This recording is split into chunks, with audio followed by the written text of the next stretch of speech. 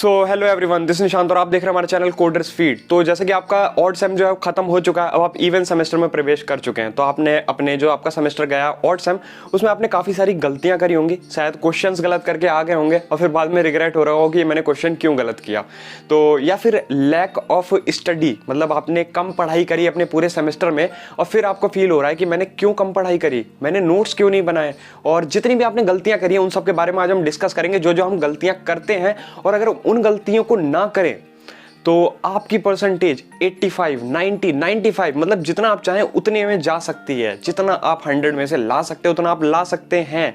तो ठीक है, आज उसी सब के बारे में डिस्कस करूंगा। तो वीडियो शुरू होने से पहले आप जल्दी इस चैनल को सब्सक्राइब कर दीजिए, आपको सारी अपडेट्स मिलेंगी, जो भी हम कोर्सेज वगैरह डालेंगे उसकी भी अपडेट्स आपको मिलेंगी। तो इंपॉर्टेंट है सब्सक्राइब करना, ठीक है, बेल आइकन के साथ। तो आज डिस्कस करते हैं उन गलतियों के बारे में। आपके डिफरेंट टाइप के कॉलेज हो सकते हैं, कुछ ऐसे कॉलेज हो सकते हैं जो आपके एकदम प्रॉपर वे में यूनिट वाइज हर एक टॉपिक को क्लियर कर रहे हैं और आपकी यूनिट 5 तक आपको एक कंक्लूजन पे लेके आते हैं कि आपका यहाँ पर हमने सारा सिलेबस करा दिया, ठीक है।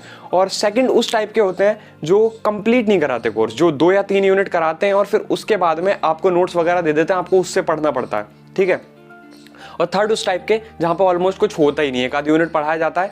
तो डिपेंड करता है, मैं एक एक चीज़ को लेके चलूंगा कि आपके कॉलेज वाइज लेके चलूंगा। तो सबसे पहले मैं उस कॉलेज को लेता हूं जहां पे पढ़ाई बहुत अच्छी होती है, मतलब जो आपको एक एंड कंक्लूजन पे लेके जाते हैं, आपको पूरा सिलेबस कंप्लीट कराते हैं।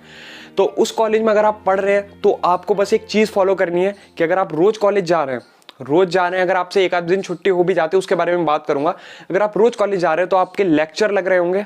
तो मेरी रिकमेंडेशन है कि अगर आपको जहां से सही लगता है, अगर आप साइड में बैठ के अच्छे से पढ़ पा रहे हैं तो साइड में बैठिए, आगे बैठ के पढ़ पा रहे हैं तो आगे बैठिए। मेरे को तो यही कहना है कि अगर आप फ्रंट बेंचर हैं तो ज्यादा बेटर है। अगर आप आगे बैठेंगे तो आप टीचर की हर एक बात को समझ पाएंगे और वो जो बोल रहे होंगे आपको नोट करना है, आपको नोट्स बनाने एकदम प्रॉपर वे में, ठीक है।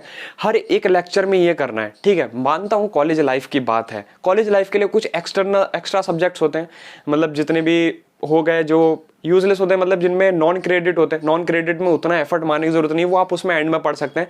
3-4 सब्जेक्ट ही होते हैं जो आपके मेन होते हैं, तो ठीक है। तो उन सब्जेक्ट्स के लेक्चर्स टाइम पे तो कम से कम आप अपना बेस्ट दे सकते हैं, ठीक है। उन 3-4 घंटे में आप अपना बेस्ट दे सकते हैं और सारे नोट्स आपको प्रॉपर बनाने हैं। अगर कोई न्यूमेरिकल दिया है तो न्यूमेरिकल को भी एकदम प्रॉपर सॉल्व करना है, ठीक है। तो आपने ये सारे नोट्स बनाए तो आपको आगे करना क्या है, अपना घर आना है। 4 सब्जेक्ट हैं, 4 सब्जेक्ट में आपको 20-20 मिनट, ज्यादा नहीं, सिर्फ 20-20 मिनट जो भी सर ने कराया था उसको एक बार रिवाइज मार लेना है, ठीक है। अगर आप ये करते रहेंगे, ये प्रैक्टिस अगर आप रोज करते रहेंगे, 1 महीने तक करेंगे, फिर आपके सेशनल आना शुरू हो जाएंगे।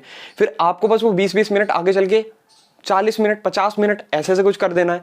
फिर अगले महीने में आपके पीयूटी आने वाले होंगे तो उसको बढ़ा के आपको 1-1 घंटा कर देना है। मतलब इसी तरीके से आपको ग्रो करना है भाई। आप अगर अच्छे मार्क्स ले आएंगे तो आपको बहुत ज्यादा फायदे मिलने वाले हैं उसके, आपको एक मोटिवेशन मिलेगा और आप वर्क हार्ड, मतलब हार्ड वर्क के साथ स्मार्ट वर्क के लिए भी काफी ट्रेन हो चुके होंगे।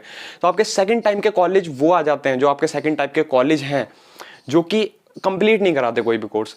लेकिन यहां पे बस मैं आपको ये बताने वाला हूं, आपको सेम रूल फॉलो करना है, लेकिन जितना भी वो कंप्लीट करा रहे हैं उसको एकदम बेस्ट वे में करना है। अगर वो आपको लगता है कि वो सही नहीं पढ़ा रहे हैं, आपके दिमाग में कुछ नहीं जा रहा है, तो मैं उसके भी आगे कवर करूंगा। तो बस मैंने यही है कि सेम रूल आपको वैसे ही फॉलो करना है।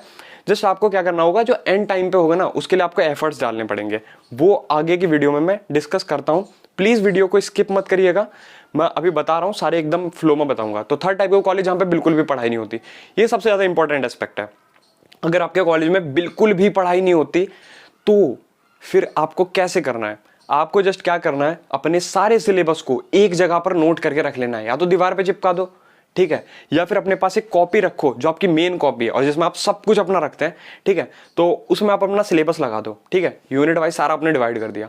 बस आपको क्या करना है कि हर एक यूनिट में अलग अलग टॉपिक होंगे, ठीक है।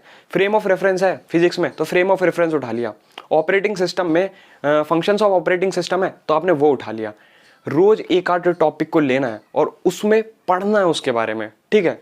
आपको आधा घंटा लगेगा। मैं ये मानता हूं कि अगर आपके कॉलेज में पढ़ाई नहीं हो रही, इसका मतलब ये है कि वो आपको बुला के टाइम वेस्ट तो करा नहीं रहे होंगे, आप मैक्सिमम टाइम पे छुट्टी रह रहे होंगे, कम से कम 50% तो आपकी एब्सेंट आप रहते ही होंगे।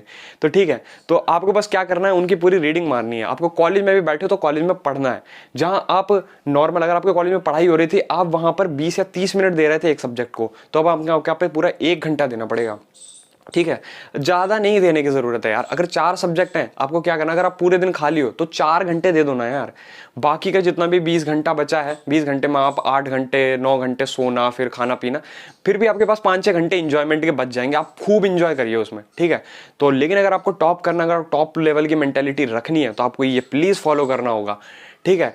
तो अब लग रहा है कि काफी सारी आप गलतियां कर रहे हैं। नोट्स किस लिए आपके लिए हेल्पफुल रहते हैं? अगर आप नोट्स बनाते हैं प्रॉपर, अगर आप एक एक चीज अपने पास रखते हैं, तो नोट्स आपको हमेशा पे बैक करते हैं। पे बैक करने का क्या फायदा है कि अगर आप नोट्स अपने खुद से बनाते हैं, अपने हैंड रिटन नोट्स बनाते हैं, ठीक है, तो एक अलग ही लेवल की फीलिंग होती है उन नोट्स से जो आप किसी से पीडीएफ लेते हैं। कैसे डिफरेंट होते हैं? अगर आपने खुद से नोट्स बनाए तो आपको पता होगा कि उस कीवर्ड पे क्या है, उस वर्ड में अगर कोई गलती होगी तो आप समझ जाएंगे तुरंत ही कि हाँ ये मैंने यहाँ पे ये लिखा था, ये नहीं होना चाहिए था। आप उसको अपडेट भी कर सकते हैं अपने हिसाब से। किसी और के नोट्स में आप अपडेट नहीं कर सकते क्योंकि आपको नहीं पता कि किस तरीके से किया था।